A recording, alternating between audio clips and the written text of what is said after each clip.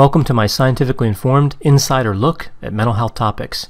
If you find this video to be interesting or helpful, please like it and subscribe to my channel. Hello, this is Dr. Grande. Today's question asks about the construct of sexual homicide offenders, and specifically what leads to individuals becoming these types of offenders, and is there a difference between single sexual homicide offenders and serial offenders. So there's kind of a lot of nuances here with this topic, and I'm going to go through this systematically and try to answer these questions. So the first thing that's important to remember here is that sexual homicide offenders are rare.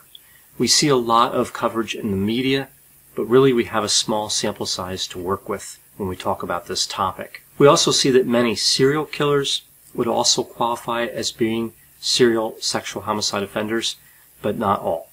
So what is sexual homicide? So if we're going to talk about these different types of offenders, we have to know what that term means.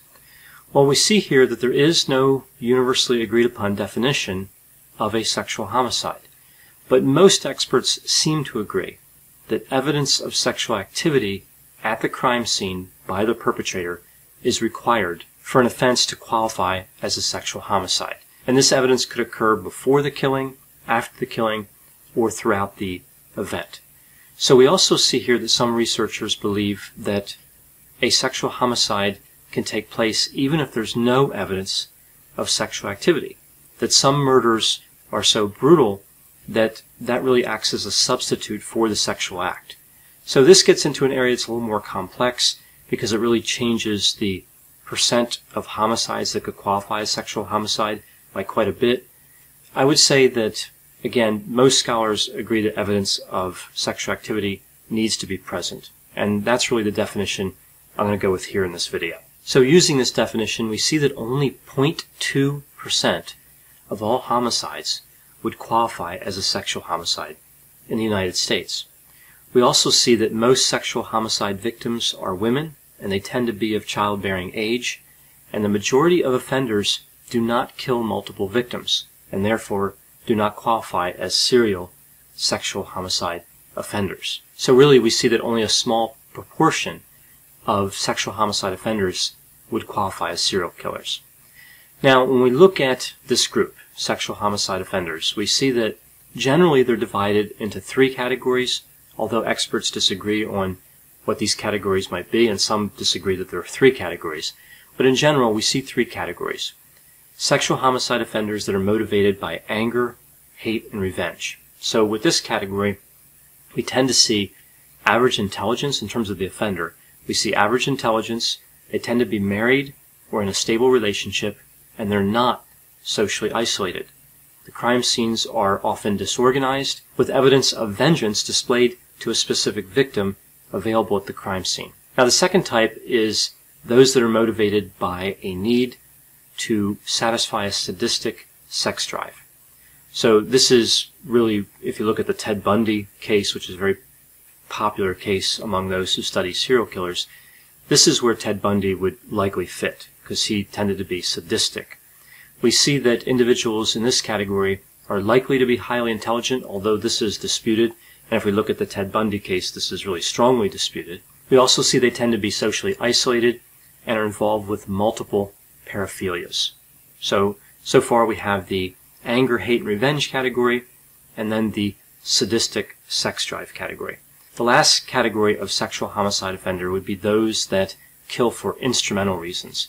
And one of the most common we see is individuals who kill the victim so they can't testify as a witness in the sexual assault. So they commit a sexual assault and then murder the victim in order to try to get away with the crime. So what about the causes? Why does somebody become a sexual homicide offender? Well, as with any criminal of this nature, the causation is very complex. But in general, we know there are some really important risk factors. For example, exposure to violence when somebody's young, victimization when somebody's young, and also in general, adverse childhood experiences, all are actually major risk factors. So these seem to have a causal component to them, but at the very least, we know that they're significant risk factors. We also know that individuals who experience child sexual abuse are much more likely to commit sex offenses later in life. Now this is general sex offenses, not necessarily a sexual homicide. But still, it gives us some information as to what might lead to sexual homicides and sexual offending. And when we look at this evidence of child sexual abuse and connect it to sex offending later in life, we see that if somebody does experience that, the odds that they will become a sexual offender increase by about 500%. So it's a fairly significant impact on an individual to be abused when they're young sexually in terms of their probability of offending against somebody else later on. So again, all factors to keep in mind, but we don't really know exactly what causes somebody to commit a sexual homicide. Now, in terms of mental health and personality factors, we know that there seems to be a relationship between these constructs and sexual homicide offenders. For example, we see that antisocial personality disorder appears to be the most common diagnosis for sexual homicide offenders. 27 to 81% of these offenders have this diagnosis. We also see there are other personality disorders that are overrepresented. Narcissistic personality disorder. This is characterized by arrogance and a sense of entitlement and having fantasies of success and power. We see borderline personality disorder is fairly common, and this is characterized by an unstable relationship pattern, impulsivity, anger, feeling of emptiness. We see that schizoid personality disorder is overrepresented as well, and this personality disorder is really one that's associated with being kind of a loner, being resistant to praise or criticism, so really a disorder that involves a lot of isolation. The last personality disorder that really appears frequently with sexual homicide offenders is schizotypal personality disorder. And this has some elements in common with schizoid personality disorder. They're both cluster A personality disorders. But with schizotypal, we see kind of odd thinking and magical beliefs. So those are the personality disorders that seem to be more closely associated with sexual homicide offending.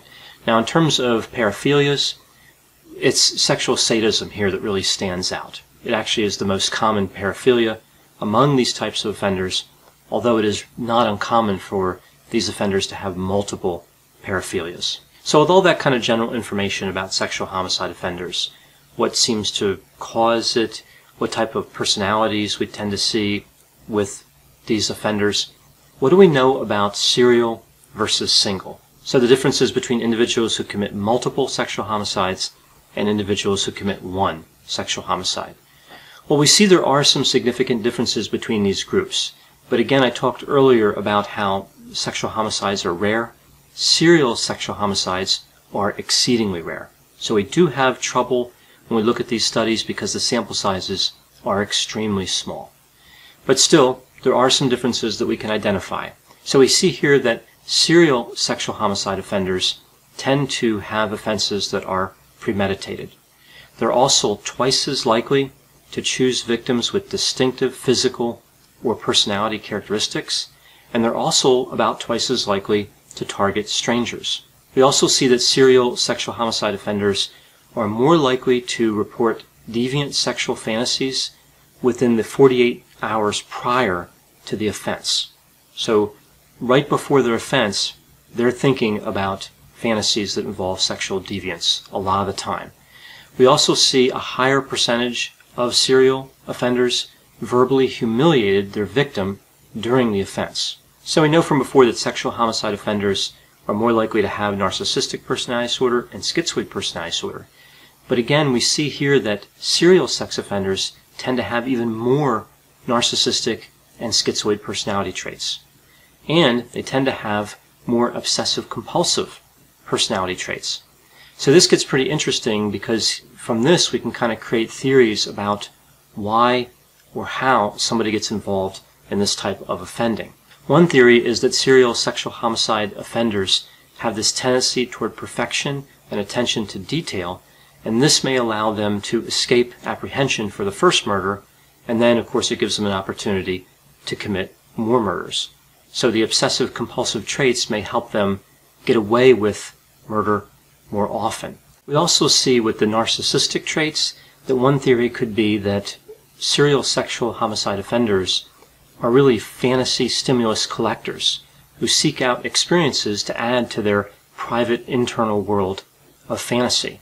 So they may attempt to produce this fantasy in the real world, but the experience never equals the fantasy, so they continue trying. They continue committing more murders.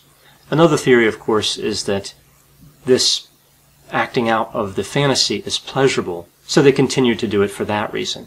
So it's interesting when we combined narcissistic characteristics with obsessive-compulsive traits, and of course schizoid personality traits. We get this interesting profile, and again, we can create all these different theories about why people offend. We need more research to know if any of these theories is really valid, but still it's an interesting area to explore. So I know whenever I talk about serial killers and sexual homicides and topics like this, there will always be a variety of opinions. If you agree or disagree with me or any of these findings in the research, please put those opinions in the comments. As always, I hope you found this description of sexual homicide offending to be interesting. Thanks for watching.